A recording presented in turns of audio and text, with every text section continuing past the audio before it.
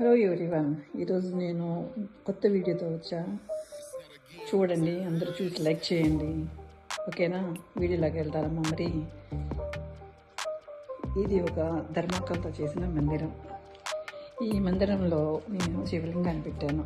ఈ శివలింగం దగ్గర ఇలా కిందకు వస్తే ఇక్కడ నంది.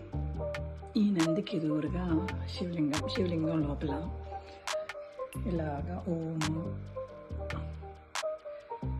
విగ్రహం ఇలాగ డెకరేట్ చేశాను. ఇది చూసారా, ఇది ఒక టైప్ ఆఫ్ ప్లాస్టిక్ బల్బ్. దాంట్లోని వాటర్ పోసాను నేను. వాటర్ కానీ మిల్క్ కానీ ఏదైనా పోసి పాలాభిషేకం కానీ అలాగా ఏదైనా చేయొచ్చు. ఆ వెనకన చిన్న హోల్ కనిపిస్తుంది.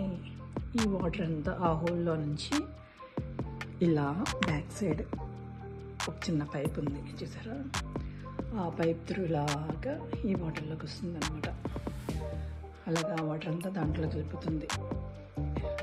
మీకు వీడియో నచ్చినట్లయితే లైక్ చేయండి, షేర్ చేయండి, మీరు కూడా తయారు చేయండి. ఇది శివరాత్రి స్పెషల్ అనమాట. ఓకేనా? మరి బాయ్. దీన్ని ఇలా తయారు చేసిన తర్వాత ధర్మకాలతోని పార్ట్ 2 మీరు అక్కడ చూడవచ్చు. నేను ఫ్లవర్స్ డెకరేషన్ చేసి దాన్ని పూజకి యూజ్ చేశాను. ఆ త్రిశూలం కూడా క్లీతో చేసిన త్రిశూలం. ఇంకా మంచిగా చేయొచ్చు. ఇంకా దాన్ని షేప్ ఇవ్వాలి, ఇంకా చేయాలి. అది దాన్ని క్లీతో చేసిన త్రిశూలం. అది మీకు అవుట్పుట్ మామూలుగా అయితే ఇలా కనిపిస్తుంది, ధర్మాకలతో చేసింది. ఇంకా చిన్న చిన్న బల్బ్స్ కూడా పెట్టాను. మీకు ఆ చిన్నవి చూసే కన్నా బల్బ్స్ అవి.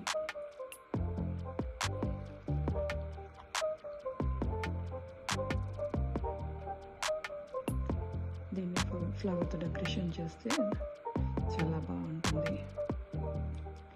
సరే మరి, బాయ్ ఫ్రెండ్స్.